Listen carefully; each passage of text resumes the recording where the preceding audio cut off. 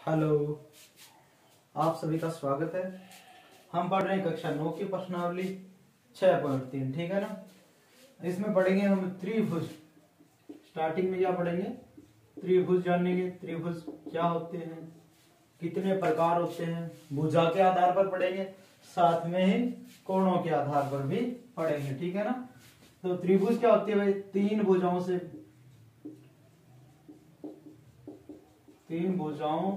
से बंद आकृति, तीन भुजाओं से मिलकर बनी बंद आकृति, ठीक है ना। तीन भुजाओं से बनी बंद आकृति क्या कहलाती है? त्रिभुज कहलाती है, ठीक है ना। त्रिभुज के अंदर भुजाएं कितनी होती है? तीन भुजाएं होंगी तीन। आकृति क्या हो सकती है? ये ऐसी भी हो सकती है, ठीक है ना। यहाँ ए बी और सी बिंदु है, ठीक है ना। यहाँ ए बिंदु, बी और सी। भुजाएं सिर्फ क्या होनी चाहिए? इन्हें क्या, भुजाएं जो भी तीन है वो क्या होनी चाहिए? बंद भुजा होनी चाहिए, ठीक है ना। एक आकृति जो भी बने वो क्या होनी चाहिए? बंद आकृति होनी चाहिए, ठीक है ना। त्रिभुज के प्रकार क्या होते हैं? त्रिभुज के प्रकार कितने प्रकार होते हैं? त्रिभुज के अंतःकोणों का योग कितना होता है? त्रिभुज के अंतःकोणों का योग कितना होता है? तो हम जानते हैं क्या? इससे पहले प्रकार से पहले पढ़ेंगे। हाँ, त्रिभुज के अंतःकोणों का योग कितना होता है? 180 डिग्री होता है। यहाँ बिंदु ए बी और सी बिंदु पर जो कोण बनेंगे उनका योग क्या होगा? 180 डिग्री। यानी कोण ए, कोण बी, कोण सी इक्वल क्या होता है? 180 डिग्री होता है, ठीक है ना। अब इसके अलावा हम जानते हैं बहिष्कोण क्या होता है। यानी बहिष्कोण पूछ रहे, बताइए बहिष्कोण क्या होता है। यदि किसी भी त्रिभुज के एक भुजा को आगे बढ़ाएं, ये कोई त्रिभुज है, यहाँ बिंदु ए बी और सी है। मैं क्या कर रहा हूं? इस भुजा को आगे बढ़ाता हूं, ठीक है ना। बिंदु किस तक? ओ बिंदु तक आगे बढ़ाते हैं, ठीक है ना। तब इस बाहर वाला कोण क्या होगा? इसकी माप क्या होगी, है ना। अपने को पूछ ले, बताइए बहिष्कोण का मान क्या होगा? इस अक्ष का मान लेता हूं, क्या यहाँ पर अक्ष है, इस अक्ष का मान क्या होगा? तो लिखते क्या है? त्रिभुज का बहिष्कोण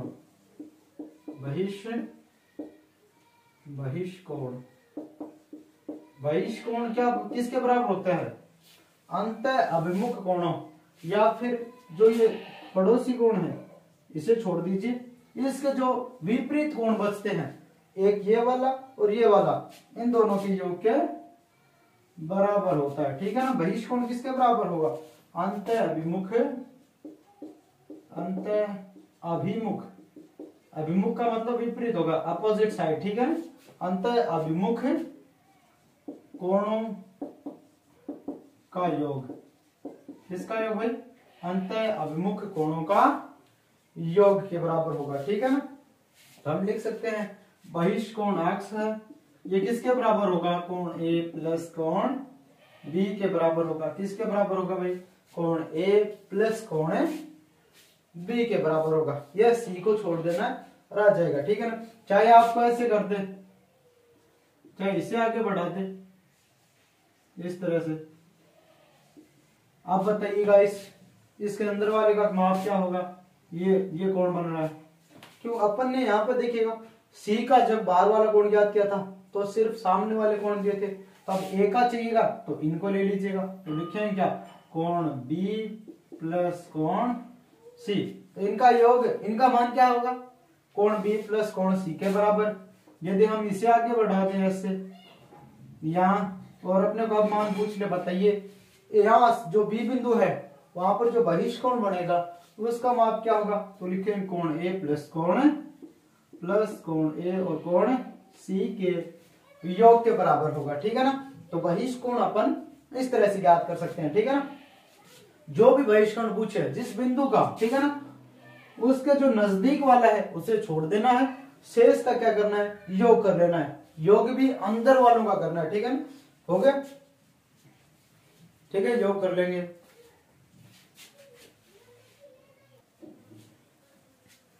इस प्रकार से हम क्या कर सकते हैं, बहिष कोण ज्ञात कर सकते हैं। ठीक है ना।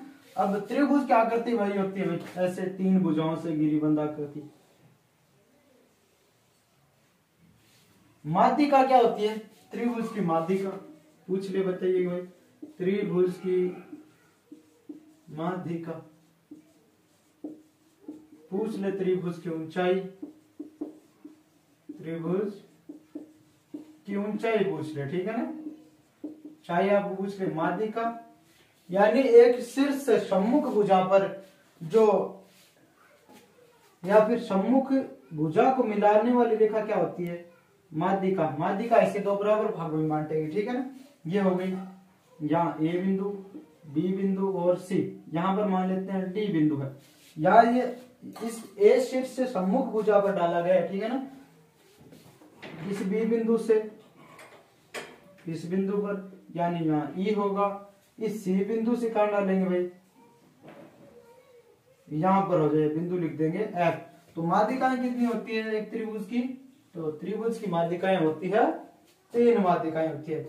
और त्रिभुज की ऊंचाई क्या होती है, त्रिभुज की आकृति कैसे होती है, ऐसे भी हो सकती है। ठीक है ना, ये कोई त्रिभुज एबीसी है, ए बी और सी है, यानी हम किसी भी एक बिंदु से सम्मुख शीर्ष पर यदि अपन लंब डाल दें तो वो क्या होती है, उस त्रिभुज की ऊंचाई होती है।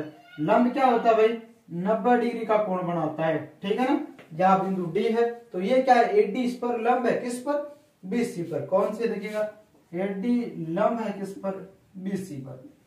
तब एडी क्या है, एडी इस त्रिभुज की ऊंचाई होगी, एडी ऊंचाई होगी इसकी, इस त्रिभुज की क्या हो जाएगी भाई, एडी हो जाएगी इसकी ऊंचाई। ठीक है,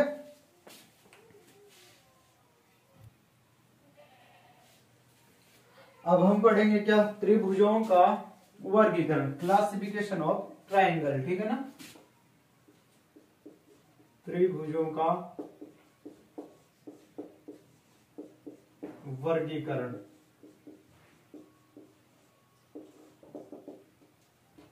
हम पढ़ेंगे भुजाओं के आधार पर, भुजाओं के आधार पर,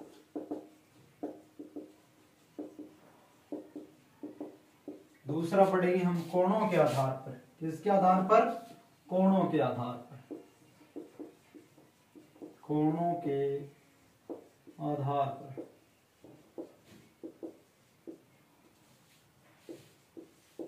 एक त्रिभुज बनता है तो उसमें भुजाएं कितनी होती हैं, 3 भुजाएं होती है।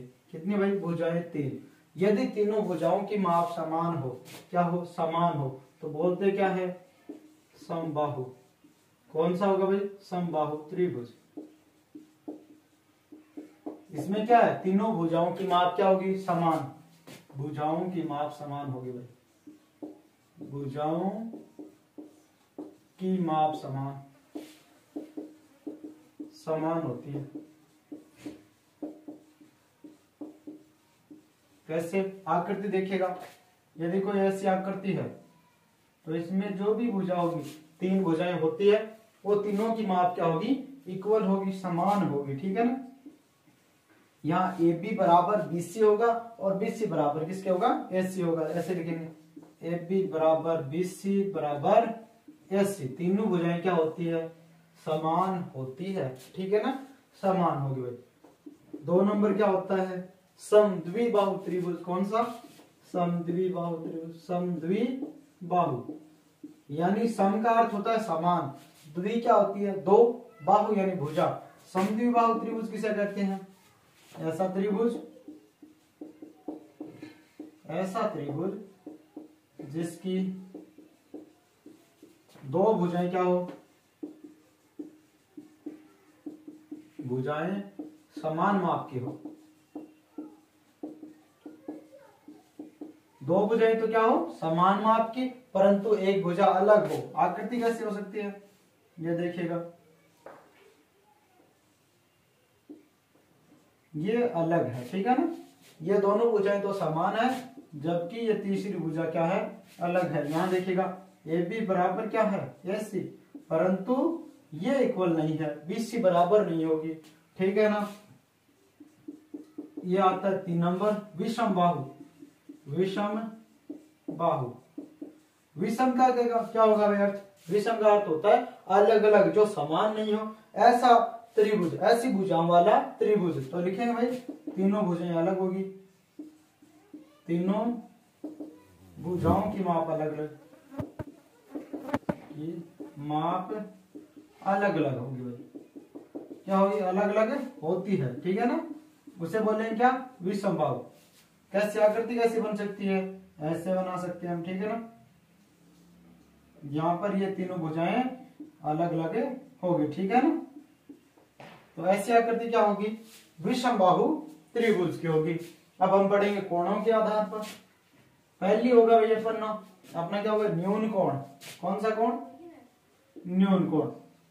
यदि अपन ने आपने पहला वीडियो देखा है तो आपको पता है कि न्यून कोण क्या होता है, ठीक है ना।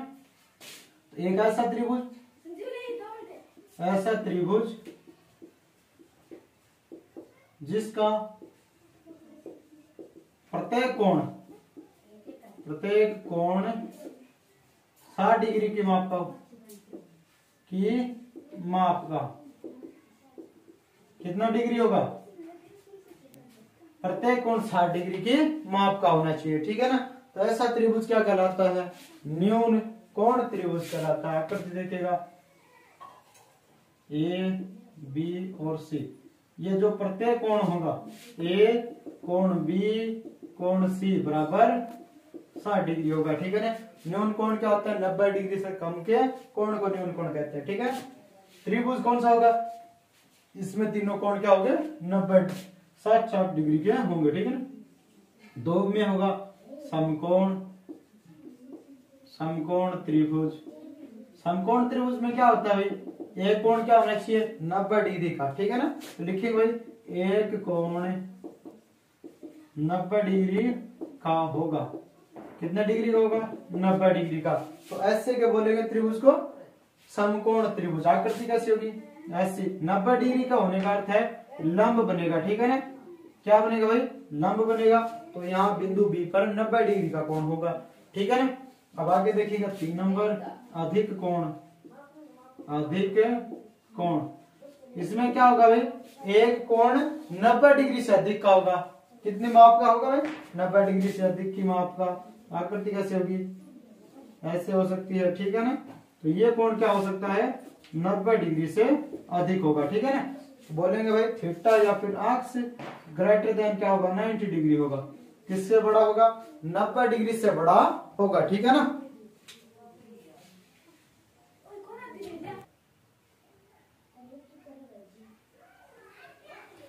त्रिभुज देखिए, क्वेश्चन नंबर है अपना, प्रश्नावली है वही 6.3, ठीक है ना। 9वीं क्लास। PQR त्रिभुज कौन सा? PQR में भुजाएं दे रखे QP और PR। RQH को क्रमशः बिंदु S तथा T तक बढ़ाया गया। देखिए S बिंदु तक और इसे T बिंदु तक बढ़ाया गया है। ये देखिए PQT ये बार वाला 110 डिग्री दे रखा है। ये देखिएगा PRQ, देखिएगा ज्ञात करना है, ठीक है ना। SPR दे रखा है, SPR 135 डिग्री है, ठीक है ना। यदि मैं यहां से ये देखिएगा ये त्रिभुज का मान, इस कोण का मान ज्ञात कर लो, तो अपन क्या ज्ञात कर सकते हैं? ये आसानी से ज्ञात कर सकते हैं। क्यों? क्योंकि यह बहिष्कोण दे रखा है। इस बहिष्कोण का मान इन अंतःविमुख कोणों के मान के बराबर होता है। कैसे लिख सकते हैं? इससे पहले लिखेंगे, देखिएगा कोण PQR और इसे PQ को S तक और QR को T बिंदु तक आगे बढ़ाया गया, ठीक है ना। RQ या फिर PF कुछ भी लिखा, ठीक है ना। और ये कोण का मान भी दे रखा है SPR 135 है, PQT क्या है? 110 डिग्री दे रखा है बार वाला, ठीक है ना। अपने को क्या कर सकते हैं? यदि इस कोण का मान ज्ञात कर ले, क्या ज्ञात कर ले? इस कोण का मान ज्ञात कर ले, तो लिखिएगा कैसे? देखिएगा कोण SPR प्लस ये अंदर वाला QPR। Q कितने नंबर होता है? Q 17 नंबर होता है, P 16 और R 18 नंबर होता है अल्फाबेट में, ठीक है ना।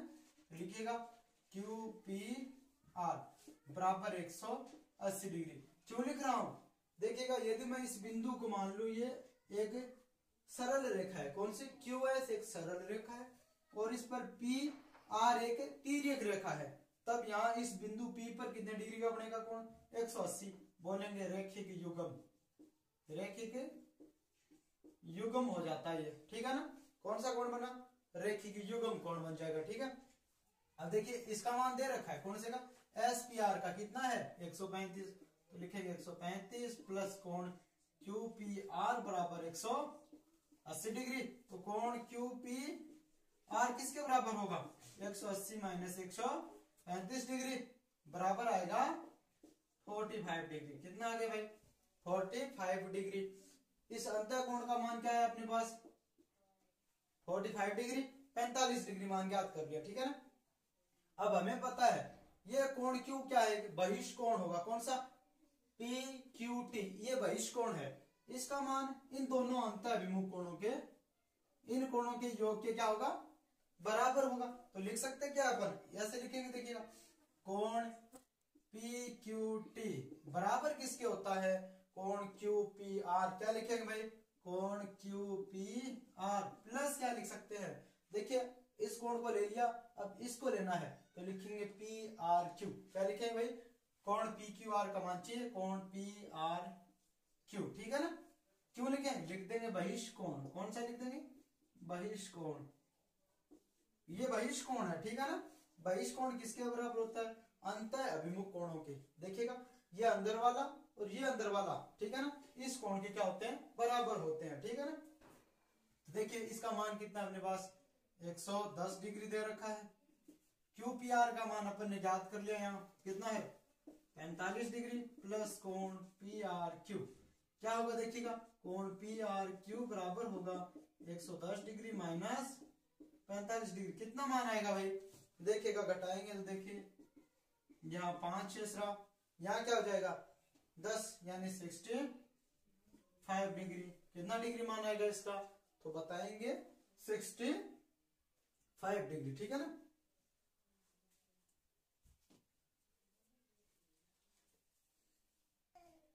बस अपने को इतना मान पूछ रहा था कि PQR का मान क्या है, तो बताइएगा क्या लिखेंगे, क्या अतः कोण PRQ बराबर 65 डिग्री होगा, ठीक है ना, ये लिखना है, ठीक है ना।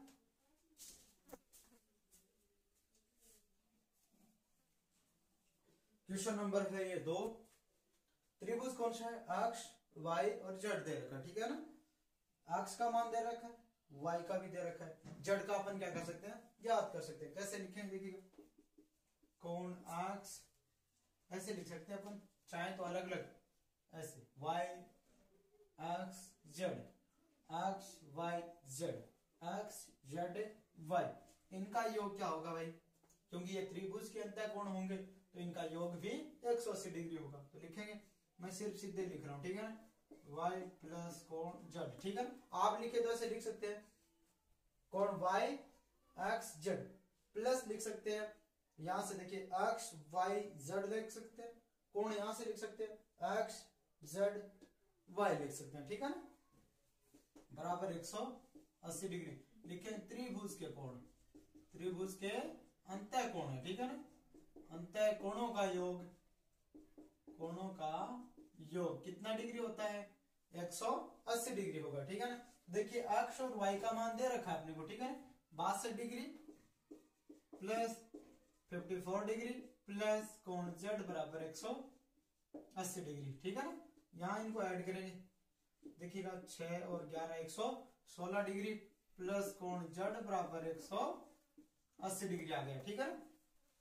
अब अपने को Z का मान चाहिए, कोण Z किसके बराबर होगा 180 डिग्री माइनस 116 डिग्री, ठीक है ना।